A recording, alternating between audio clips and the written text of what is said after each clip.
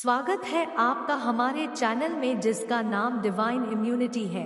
आज मैं हाजिर हूँ आचार्य चाणक्य के संपूर्ण चाणक्य नीति का दूसरा अध्याय लेकर। अगर आप जानना चाहते हैं कि स्त्रियों के स्वाभाविक या फिर नैसर्गिक गुण क्या क्या है, ऐसी कौन सी बातें हैं जो शरीर को बिना अग्नि के ही जला देती है, ऐसा क्या है जो करने से आप धरती पर ही स्वर्ग पा सकते हैं, ऐसे कौन लोग हैं जो नहीं सुधरे तो जल्दी ही नष्ट हो जाएंगे, कौन होते हैं आइडियल पिता, पुत्र, मित्र और पत्नी और इन्हें कैसे पहचानें, और अगर आप सफल होना चाहते हैं या फिर अपना फायदा चाहते हैं तो किन लोगों से बचें। ये तमाम सवालों के जवाब चैप्टर 2 में आचार्य चाणक्य में दिया है, इसलिए वीडियो को अंत तक देखिए और हमें भी बतलाएं कि आपने इससे क्या सीखा। तो शुरू करते हैं चैप्टर 2 की पहली नीति से जो महिलाओं के बारे में है, और वो ये है कि झूठ बोलना, कठोरता, छल करना, बेवकूफ़ी करना, लालच, अपवित्रता और निर्दयता ये औरतों के कुछ नैसर्गिक दुर्गुण हैं। दूसरी नीति जीवन के सुख के बारे में है और वो इस प्रकार है कि भोजन के योग्य पदार्थ और भोजन करने की क्षमता, सुंदर स्त्री और उसे भोगने के लिए काम शक्ति, पर्याप्त धनराशि तथा दान देने की भावना, ऐसे संयोगों का होना सामान्य तप का फल नहीं है। इस धरती पर स्वर्ग कहाँ है, इसके बारे में आचार्य चाणक्य बताते हैं कि उस व्यक्ति ने धरती पर ही स्वर्ग को पा लिया जिसका पुत्र आज्ञाकारी है, जिसकी पत्नी उसकी इच्छा के अनुरूप व्यवहार करती है, जिसे अपने धन पर संतोष है। अगली नीति में आचार्य चाणक्य बताते हैं कि आइडियल पिता कौन हो सकता है या कौन है, पुत्र कौन है, आइडियल पुत्र कौन है, मित्र कौन है और पत्नी कौन है। तो वो कहते हैं पुत्र वही है जो पिता का कहना मानता हो, पिता वही है जो पुत्रों का पालन पोषण करे, मित्र वही है जिस पर आप विश्वास कर सकते हो और पत्नी वही है जिससे सुख प्राप्त हो। फिर अगले श्लोक में वो ये बताते हैं कि छली मित्र को त्यागना चाहिए। ऐसे कौन से लोग हैं जिनको त्याग के फायदा ही फायदा होता है, उसके बारे में अगली नीति कहती है कि ऐसे लोगों से बचे जो आपके मुंह पर तो मीठी बातें करते हैं लेकिन आपके पीठ पीछे आपको बर्बाद करने की योजना बनाते हैं।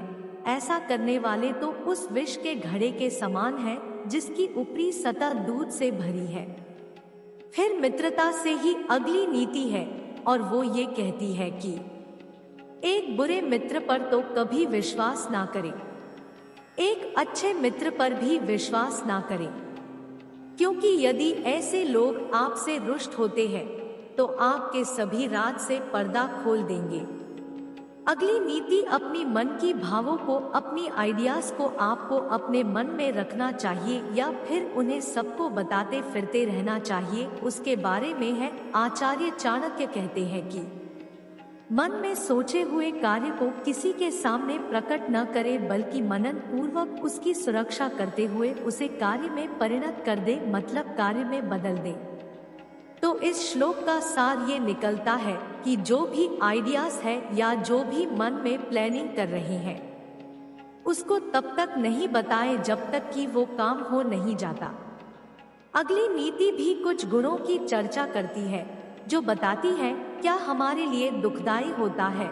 तो इस प्रकार है, जैसे मूर्खता दुखदाई होती है, जवानी भी दुखदाई होती है, लेकिन इन सब से कहीं ज्यादा दुखदाई किसी दूसरे के घर जाकर उसका एहसान लेना है।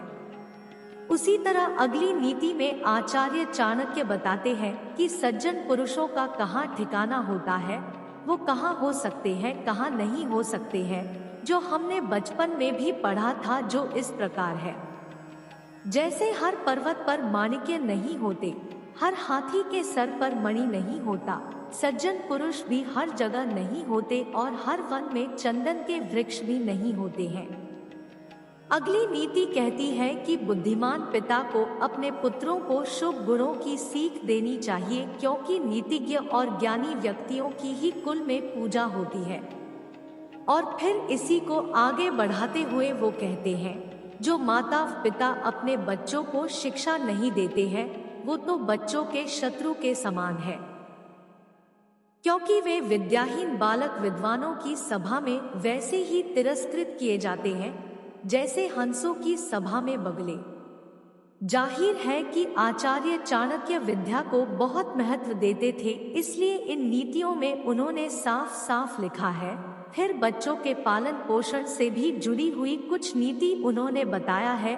अगली नीति वही है, वो कहते हैं कि लाड प्यार से बच्चों में गलत आदतें ढलती है, उन्हें कड़ी शिक्षा देने से वे अच्छी आदतें सीखते हैं, इसलिए बच्चों को जरूरत पड़ने पर दंडित करें, ज्यादा लाड ना करें। फिर विद्या से जुड़ा एक और नीति है जो इस प्रकार है, ऐसा एक भी दिन नहीं जाना चाहिए जब आपने एक श्लोक, आधा श्लोक, चौथाई श्लोक या श्लोक का केवल एक अक्षर नहीं सीखा, या आपने दान, अभ्यास या कोई पवित्र कार्य नहीं किया।